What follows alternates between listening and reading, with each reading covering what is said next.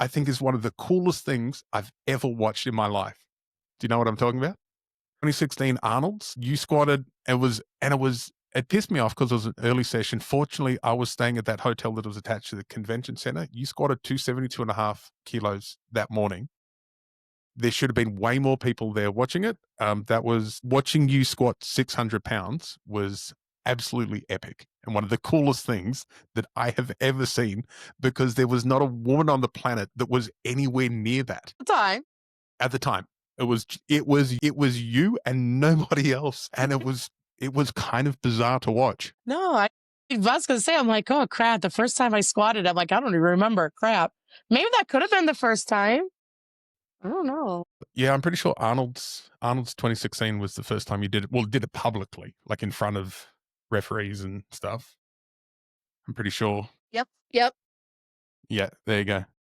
I had to use a different competition to figure that out. Yep.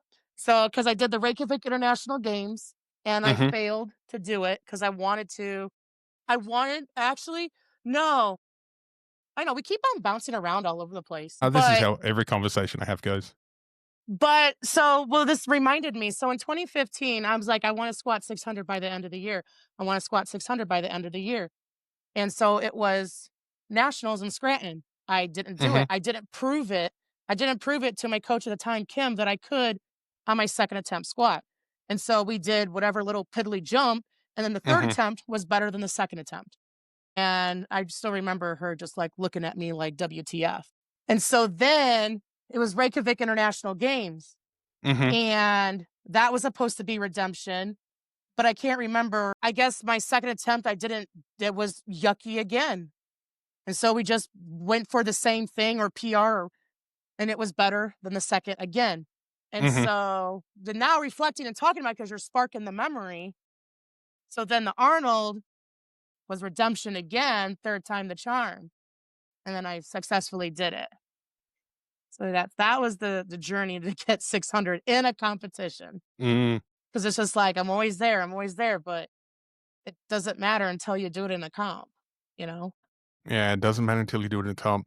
Yeah. And I Tell finally tell did it 3 tell months tell late. tell Instagram that.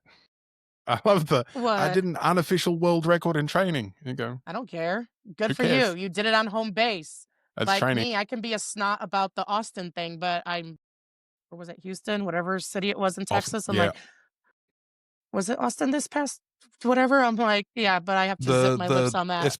the SBD one, is it? Yeah, I'm not gonna say too much more than that.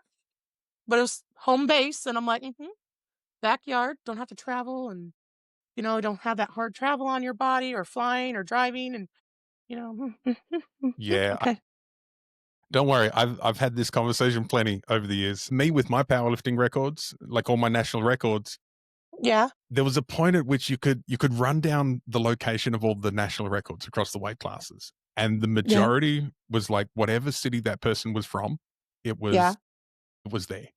Like they drove half an hour to the venue, they slept in their own bed the Uh, night before, and so I took great pride in the fact that all of my records would have like Pilsen, Czech Travel. Republic, Huntsville, Columbus, Auckland, New Zealand, because I Yeah, literally had to travel. fly to every competition I went to. I had to fly or drive for a day, you know. And But I I know think some that's people will the get sour yeah. with me saying that. I'm like, oh, in their backyard. I know some people could be sour. I'm like, travel. Let me know how you feel. Let me know how your body Uh, feels in your sleep and stress. Like, let me know. Let me know.